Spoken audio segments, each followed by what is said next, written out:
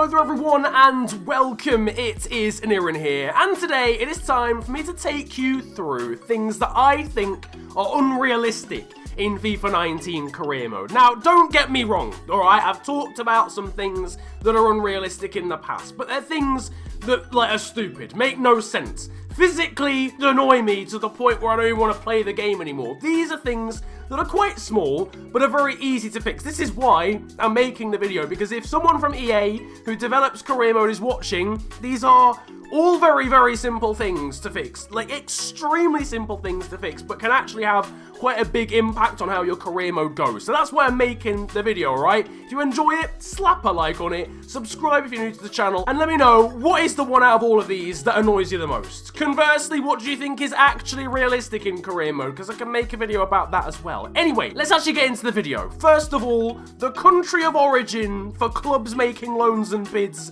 is all over the gaff, alright? I've probably condensed that into something that fits on a graphic a little bit more in the background. However, this is actually something that really annoys me, and again, I've talked about it a couple of times, but not really in much detail. This is the reason why transfer talks break down so regularly, is because I'm only getting bids from teams in countries where my players don't want to go to. If I'm selling an English player in England, what country of origin do I expect to get bids from? England, maybe Scotland, maybe even Ireland, if they're feeling up for it. I do not, however, expect to be getting bids from Turkey, from Brazil, from Argentina. My players don't want to go there, and I think I've understood why this is happening. I think it's because the game matches the quality of the player to any team on the game. In the game's head, my player is good enough to play in Argentina, irrespective of where he plays now, what his nationality is, what his potential is, and whether generally the transfer makes any sense. It bypasses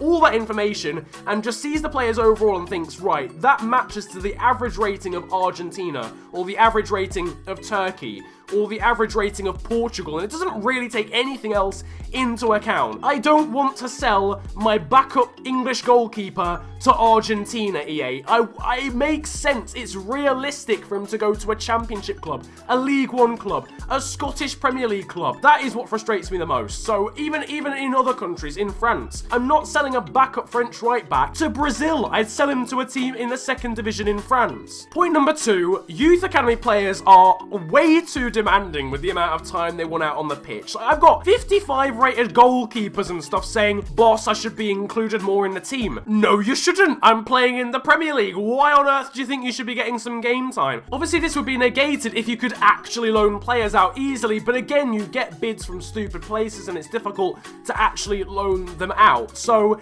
this is another unrealistic thing. You know, if you've got a goalkeeper or a 16-year-old youth academy player who's only just been given his first professional contract, he's not going to be storming into the manager's office and demanding to be playing more. He's going to be chilling, waiting for his opportunity, asking to go out on loan or something or whatever. It just doesn't make any sense for players like that to be demanding more game time. Generally speaking, the whole situation of players demanding to get more game time doesn't make any sense anyway, but it's especially bad with youth academy players. Number 3 now, top goal scorers are never the usual suspects. I don't think I've ever done a career mode in the Premier League or for an experiment or otherwise where I've seen anyone like Mo Salah, Sergio Aguero, or Harry Kane as the top scorer in the league. And I'm not saying they will always be the top scorer in the league for every year until they retire. That's not going to be the case. Someone new is going to come along. There will be an out there option, a Glenn Murray, a Marco Arnautovic, etc. But they're never even in the top 10. It's baffling. They're the best strikers, so why are they not scoring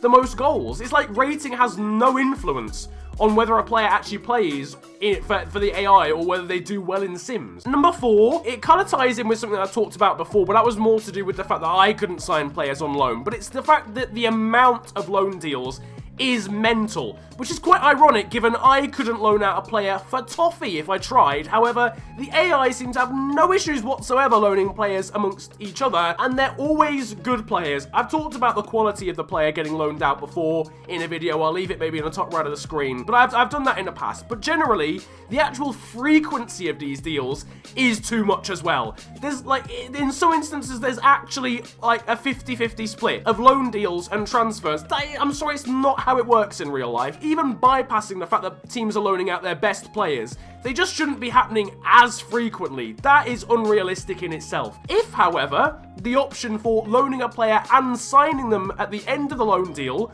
was implemented back into FIFA, I'd understand that because those deals do happen relatively regularly in real life. Number 5, training injuries can only happen on the first day of a month. I don't even know where to start with this one. Why? I've literally never understood this. Why is it not just a random? It's so small and insignificant, but it's extreme. Like, when you think about it, it's extremely unrealistic. You don't have a situation in real life where every manager's quaking in their boots at the turn of a new month because they think their new signing or one of their new random players is going to get injured. But it happens pretty much every month on FIFA Career. I really don't understand. Like, you get your youth squad monthly report, you get a match rescheduled, and you get a training injury. Brilliant scenes. Phenomenal stuff. Why? Why always on the first? Number 6, back to youth academies again, but this time it's more to do with the board. Youth academy board objectives are literally mental. They are so difficult to obtain. Like, okay, for instance, I got one. I was doing a Road to Glory the other day, just in my spare time, and I got an objective saying you needed to promote 5 youth academy players, grow them by +10, and then play them in 30 games across the season, okay? There's a lot of things wrong with that. First of all, how am I going to play a newly promoted youth academy player in a league like the Bundesliga for 30 games? They're like 57 rated. How on earth am I even going to do that? That's the first thing. Second of all, how am I going to grow them by 10 and then play them in 30 games afterwards? That's literally impossible. In a league where there's only 34 games in an actual season, how am I going to grow 5 players by +10 in the space of a month? It's literally impossible. They are ridiculous. And for teams where youth objectives are critical, you could actually lose your job because the objectives are literally impossible. That really needs to be sorted out. They need to make them more realistic. 7, teams are not racking up enough points. Like, I'm seeing Premier League teams winning the league with like 68 points. That is actually impossible. When was the last time a team won a league with that few points? Usually, a team will win the league with 80, 85, even 90. Manchester City, flipping, didn't they? I think they got 100 points last year. I can't even remember, actually. They might have got 99. I can't remember, but you know, the teams are consistently winning leagues with 70 points, 72 points, and it's usually because they're drawing too many games. There's far too many draws on career mode. There's too many. That's the first unrealistic thing, and it's leading to teams not scoring enough points across a season. Number 8, teams yo-yo far too much. What I mean by this is when a team gets relegated, they just get promoted the next season because they're too good. This is the issue. I get why it's happening, but it kind of needs to be stopped because it is really unrealistic. Like, and the problem is, teams are getting relegated and keeping all their best players, so they're then the best team in the new league, and then they just get promoted again. Whereas in real life, obviously, when a team gets relegated, they probably lose some of their best players, and they actually dip down to the quality of the league they've just gone down into, which means they're not a surefire shoo-in for getting re-promoted again. And finally, this one's been an issue for a couple of FIFAs now. It's got a bit better this time, but it's still not eradicated.